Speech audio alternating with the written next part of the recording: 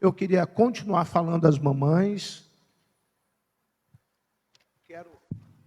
Quero saudar as mamães que não tiveram pela manhã, que essa noite o Senhor Deus continue te abençoando. Tivemos um culto maravilhoso, posso até dizer que um dos bons cultos deste ano, pela alegria, a manifestação de Deus, através de tudo que nós fizemos aqui, o operar de Deus na vida das pessoas. Nós sentimos que Deus, eu pelo menos senti a alegria de Deus nesse lugar. E sentimos que pela fé o Senhor tem feito grandes coisas por você. Você crê nisso? Diga amém. Não duvide do poder que está nas mãos do nosso Deus, porque Ele, de maneira muito extraordinária, tem alcançado a sua vida. Abra, por favor, a sua Bíblia, o seu celular, o tablet, a maneira como você tem acesso à palavra de Deus. No livro de Lucas, capítulo 17, Lucas, capítulo 17, assentados como os irmãos se encontrem, aqueles que estão nos assistindo, participe de maneira ativa e abra a sua Bíblia no livro de Lucas, capítulo 17, versículos de 11 a 19. Lucas 17, de 11 a 19. De caminho para Jerusalém, Jesus passava pelo meio de Samaria e da Galileia. Ao entrar numa aldeia, saíram-lhe ao encontro 10 leprosos. Para um pouquinho antes de continuar. A Bíblia não nos promete uma vida ao lado de Jesus fácil. E quando nós pretendemos seguir a Jesus, nós começamos a perceber como é difícil. Ao contrário, Jesus adverte que quanto mais compromisso com Ele, quanto mais afinidade com Ele, quanto mais aproximação dEle, Ele nos declara que teríamos aflições, teríamos muitos problemas. No entanto, a mesma Bíblia nos estimula, ao invés de ficarmos ansiosos e preocupados com os problemas e as nossas necessidades, a tornar conhecida do nosso Senhor. E quando conhecemos o Senhor e permitimos que Ele conheça as nossas necessidades, constantemente nós somos alvos de bênçãos de Deus. Porém, nem sempre nós conseguimos entender como é que Deus está fazendo. Aqui começa uma história de que algumas pessoas não compreenderam o que Jesus fez por ela. E pode ser que também, de alguma maneira, você tenha recebido a graça, uma bênção, e também não compreendeu que foi Deus que fez. O que eu tenho como intenção nessa noite é fazer com que você desfrute plenamente da graça de Deus e entenda quando foi Deus que fez. Quando não foram obras das suas mãos, pela tua competência, pela sua capacidade, pelo simples fato de ter sido o resultado esperado, construído pelo seu planejamento, ou a influência do seu dinheiro, ou a influência política, ou a influência seja ela qual for, menos Deus. Pode ser que hoje você esteja esperando, então, que algo aconteça de maneira diferente. E para isso, eu separei 3 coisas para que você reconheça nesse texto, para que a graça de Deus te alcance plenamente e você possa desfrutar das bênçãos de Deus. A partir do próximo versículo, nós começamos a ver algumas particularidades do texto. Verso 13. Que ficaram de longe gritando. Repita comigo, por favor, assim. Que ficaram de longe e gritaram. Olha que coisa interessante. Eles já sabiam, aquelas pessoas sabiam que Jesus podia fazer alguma coisa por eles. Eles estavam doentes. Mas qual era o posicionamento deles? Estavam de longe gritando. Às vezes nós achamos que Deus, por ser Deus, já sabe os nossos problemas. E ficamos de longe gritando a Jesus. É claro que a conclusão ela é muito clara, mas enquanto eu não falar, ela não é clara. Ela fica subjetiva. Para que você desfrute totalmente da graça de Deus, você precisa se aproximar de Deus e falar com Ele. Não adianta ficar de longe gritando. 3 coisas nos fazem entender que o nosso comportamento religioso, e aqui você vai perceber que o comportamento religioso é assim: nos acomodamos, por isso ficamos de longe, porque não queremos compromisso. Além disso, nos omitimos, porque se nós declaramos que cremos, nós precisamos crer em tudo e obedecer o Senhor em tudo.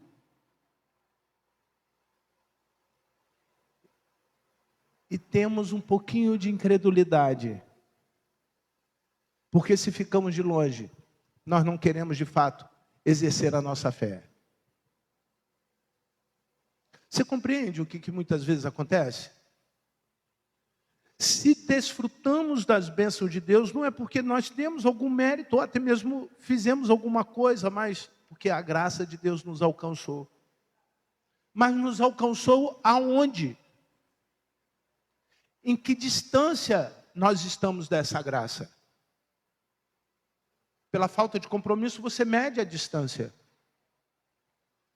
Pela sua omissão, há muito tempo. E isso é muito tempo mesmo.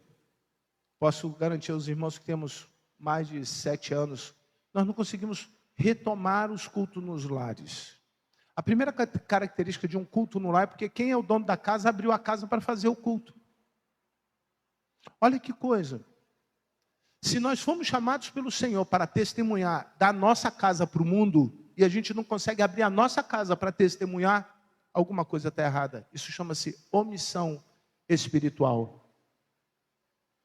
As pessoas sabem que você é crente, mas a distância que você está de Deus não lhe permite ver que você já não está fazendo mais aquilo que é essencial para você desfrutar a graça de Deus. Ide por todo mundo e pregai o evangelho a toda criatura. É da tua casa para o resto do mundo. É só um exemplo, e espero, através da ação do Espírito Santo, estimular você a colocar à disposição a sua vida, para dar testemunho, a sua casa, como ponta de entrada, como porta de entrada daqueles que estão precisando da graça de Deus. Jesus ia passando por uma cidade, e 10 pessoas procuraram Jesus. Mas o texto ainda nesse versículo diz mais uma coisa. Eles gritaram o quê? Jesus, mestre, leiam por favor comigo. Tenha compaixão de nós. Ele sabia que Jesus iria fazer alguma coisa por eles. Eu preciso ter consciência de que quem pode me ajudar é o Senhor Jesus. E o meu comportamento religioso às vezes faz com que eu esqueça disso. Se você está passando por alguma dificuldade hoje, quem pode te ajudar é Jesus. Se você está passando algum momento de dificuldade na sua casa, quem pode te ajudar é Jesus. Mas você não pode ficar de longe. Você vai perceber que isso é um fator que dificulta a graça, dificulta o favor de Deus. Ainda que a bondade e a misericórdia do Senhor estão sobre todos, os bons e os maus, assim como o sol se levanta pela manhã para os bons e para os maus, você vai entender que estando perto de Deus é melhor. E é melhor por quê? E eu convido nós lermos o verso 14.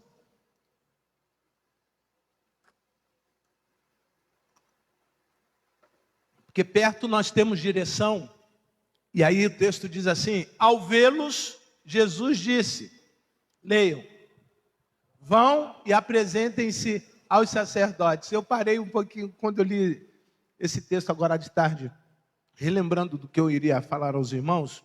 Eu falei, puxa vida, Jesus sabia que o assunto era com ele.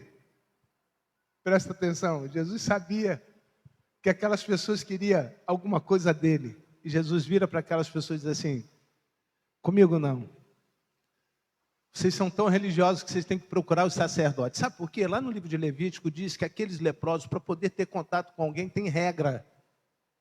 Tem uma regra. E eles eram tão religiosos que Jesus falou assim: não esqueça das regras. Vocês querem ser abençoados? Quantos querem ser abençoados? Qual foi a ordem de Jesus? Não esqueçam das regras. Que é uma coisa básica. Domingo de manhã e domingo à noite não é uma regra nós estarmos na igreja? É.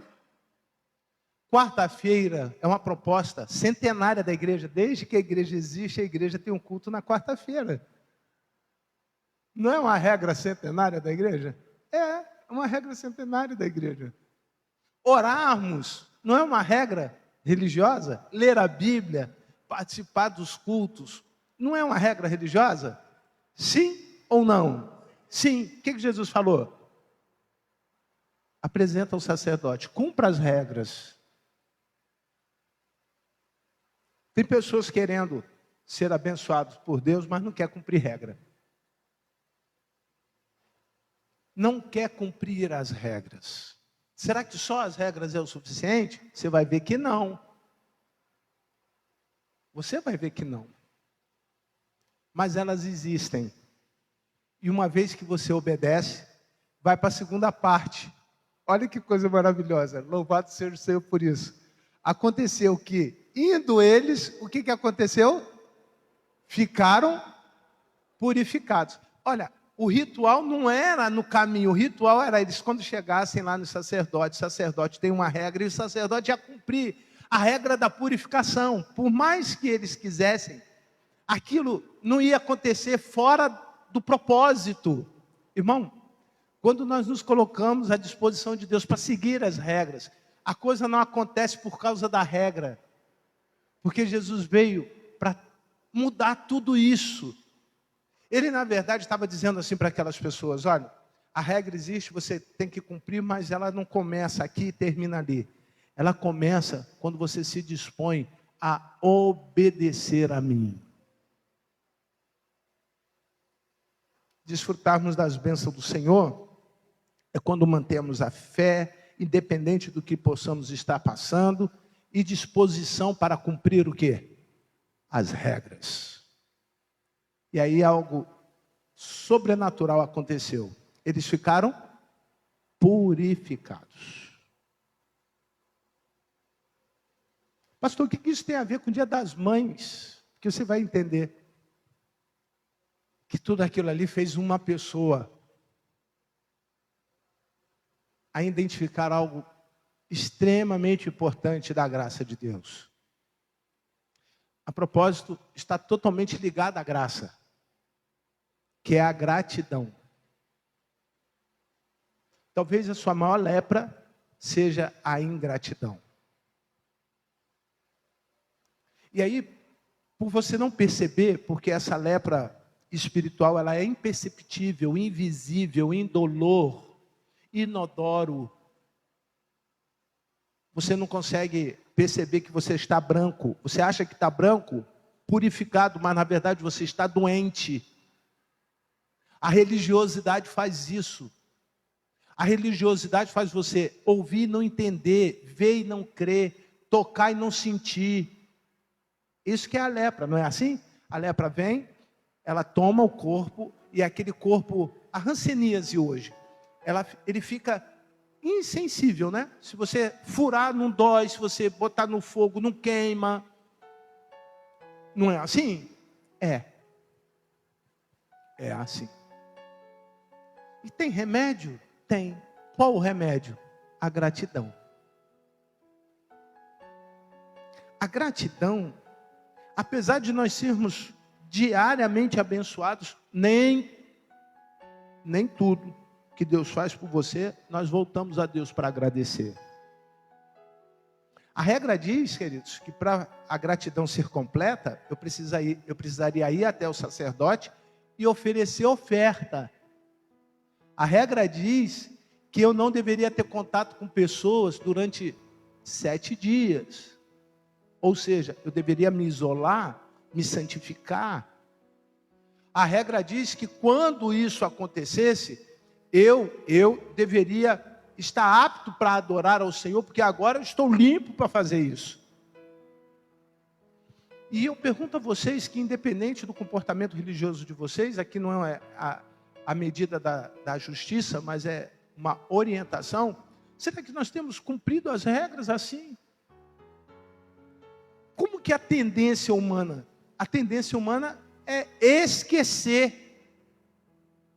Nós não conseguimos ter uma memória afetiva ligada às coisas espirituais tão grande quanto uma memória que nós temos, essa diária, que nos causa pânico, por exemplo, quando nós temos algum problema.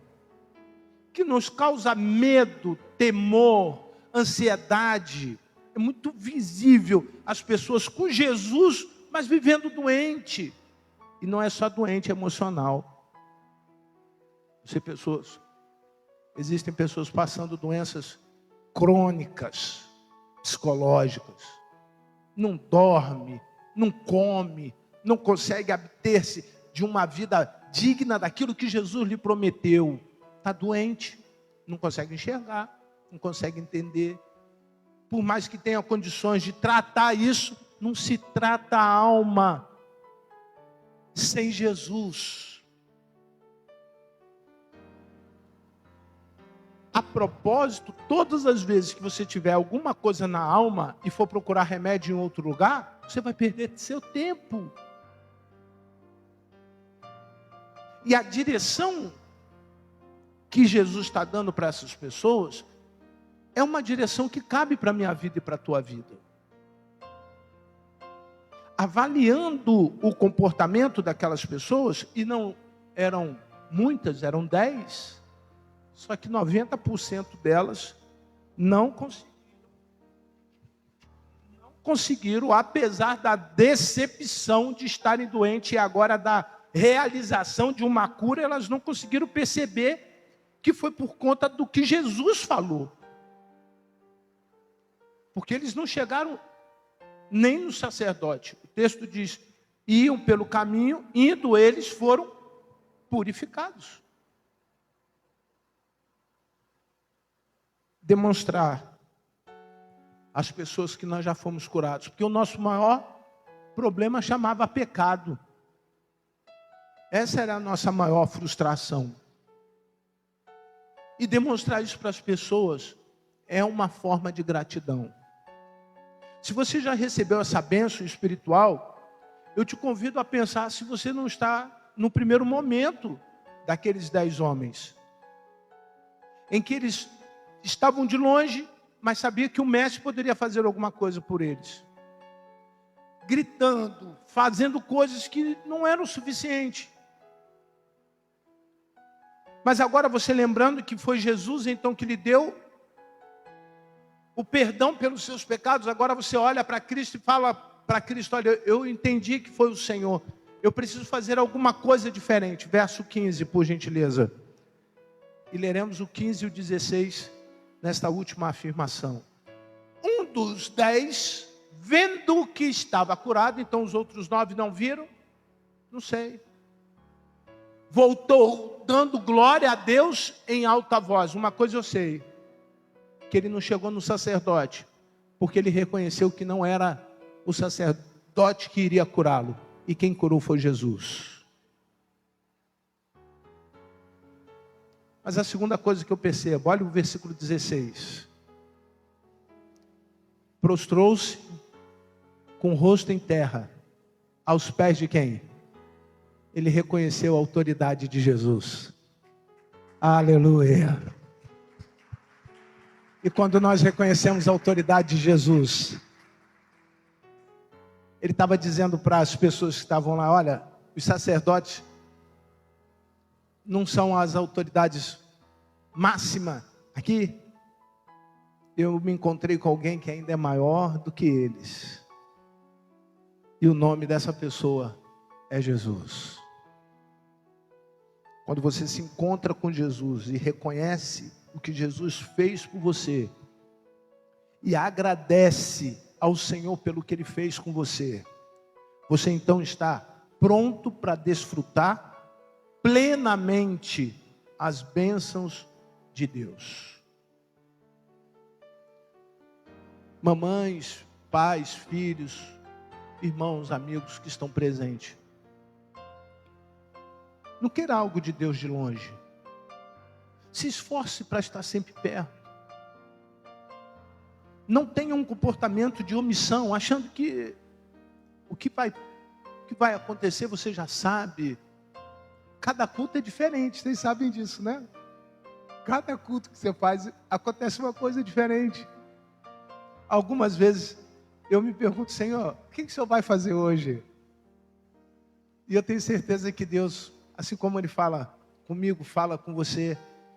E se você não fez essa pergunta ainda para Deus, eu acho que é interessante, porque Deus sempre fala assim: o que você quer, muito mais do que você está pensando ou pedindo, eu posso fazer.